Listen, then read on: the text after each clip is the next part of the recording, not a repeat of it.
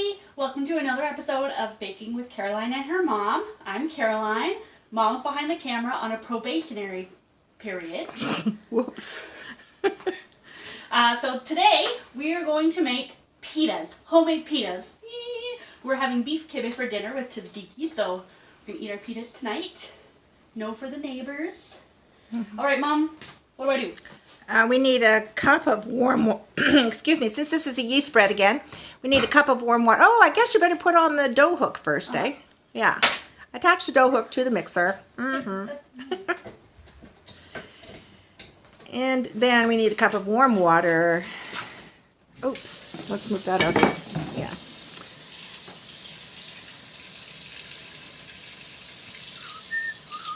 Okay. Not hot, but warm. Yeah. But, you know, it loses some of its heat when you pour it into that cold metal bowl. So, yeah. Meniscus test. Stop wobbling. Okay? A little bit too much. Okay. Okay, into the bowl Into the bowl. with 2 teaspoons of sugar.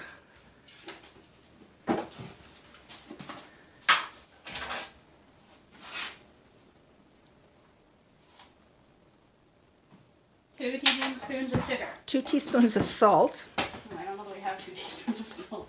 Oh, Can I use kosher? you can use kosher salt, yeah, because it's gonna dissolve in the water, Yeah. right?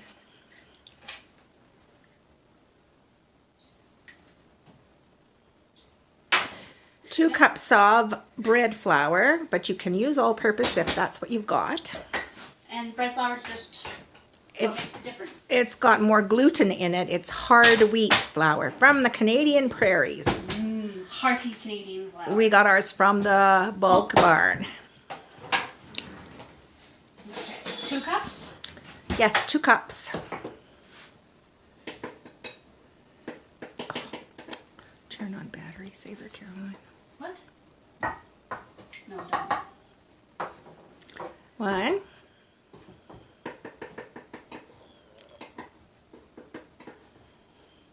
2.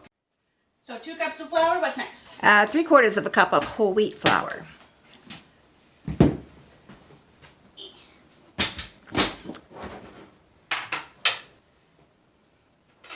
And this is to give it some... Fiber. Also adds taste, right? Kind of nuttiness. Okay. Alright. And tablespoon of olive oil.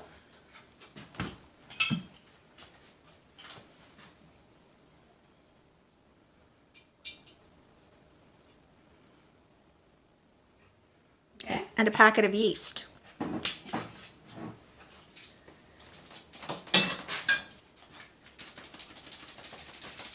It's all squished in the top. Yeah. And a packet of yeast. Mm-hmm. Okay.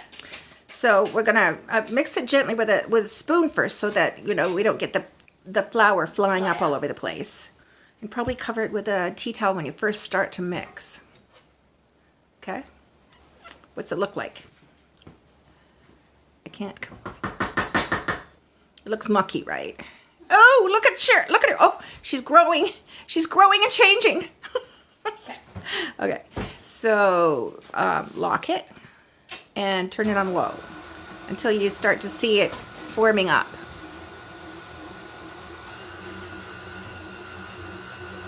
Okay. Is that good? All right. Yeah. So now we're going to let that happen. Mix for 5 minutes. Do you want to put 5 minutes on the kitchen timer there? We'll be back.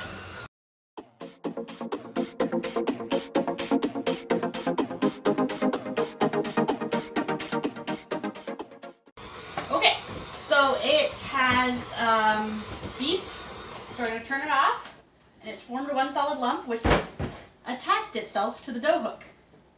So you're going to have to get it off the dough hook. Well, it's falling. We'll let gravity do something. No, it'll probably take a long time. I suggest you coat your hands with some flour. Oh, you can do this, Caroline. We're all rooting for you. Flour on hands. Okay, now just pull it off. Pull it off. Uh-huh. Okay, you're forming it into a ball. How does it feel, Caroline? It feels like Play-Doh. Did you used to play with Play-Doh? I used to touch Play-Doh. Oh, there we go. So it's not so bad. Okay. And then we're going to use a clean bowl, right? We've got a clean bowl right here. We're going to put a little bit of, I'll put the ball in the bowl, pour some olive oil over the top of it. The olive oil away.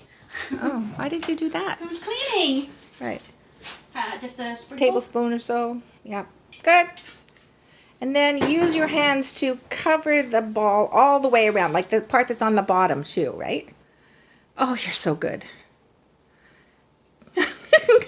Changing and growing. Oh, it's so awful. Okay. So now the next step is to let it sit for an hour to double in volume. Do we have to tent it? We have to tent it, yes. Okay. So we'll see you guys in an hour. Yes. After it's risen. Yeah.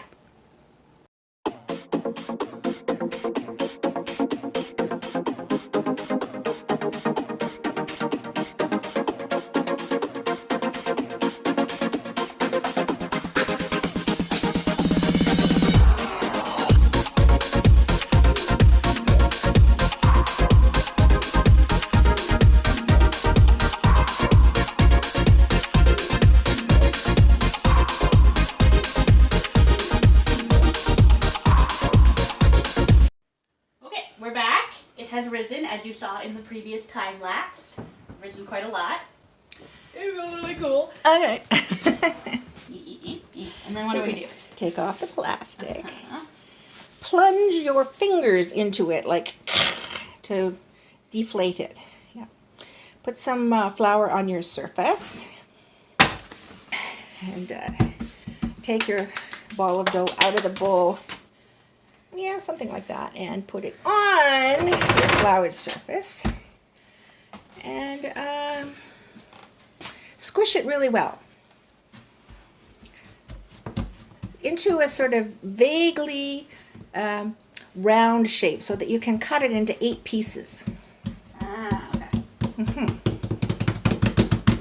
Like so. Yeah, and now cut it into 8 pieces.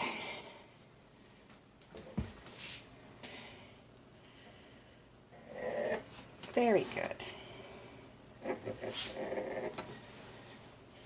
So this is going to be made into 8 pitas. So this is the raw material, as it were, for making 8 pitas. Okay, now what? Now you have to form each of those into a ball. So you roll it up and, roll it around in your hands.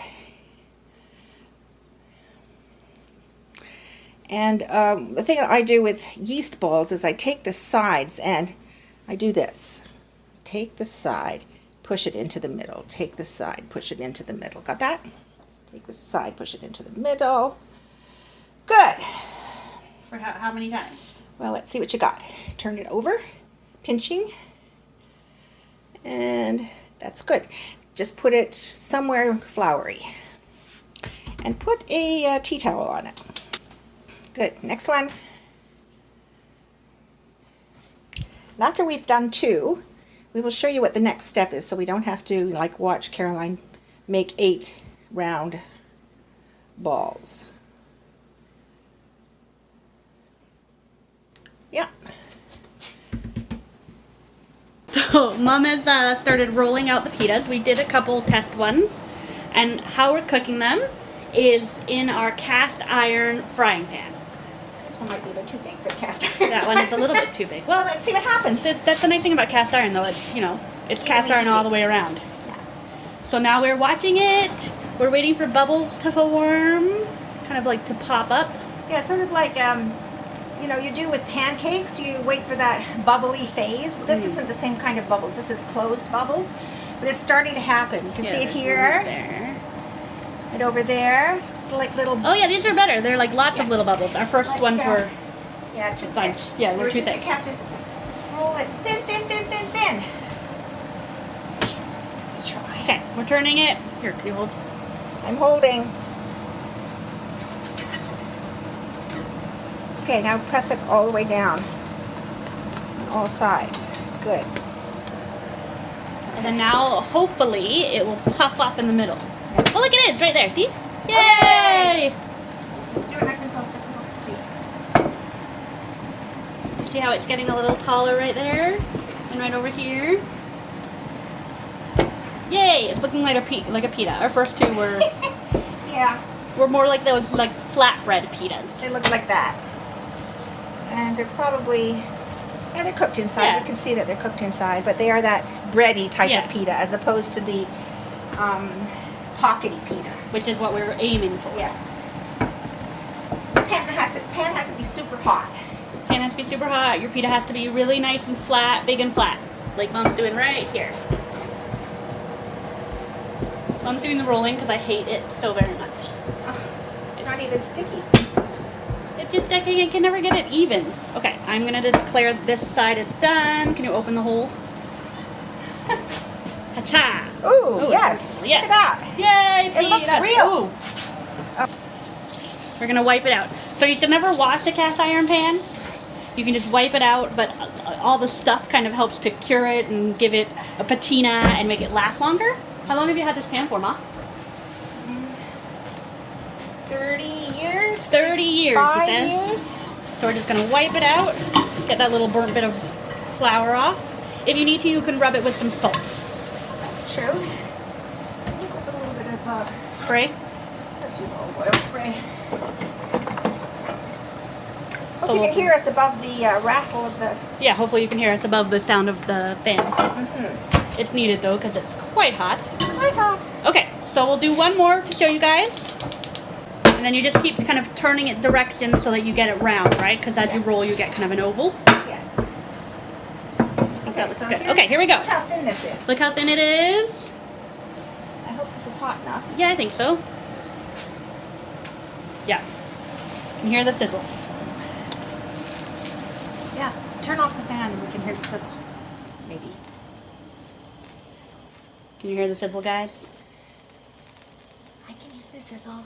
So they're kind of like look a little bit like tortillas right now. Oh, look, they're starting to Get bubbles. get bubbles.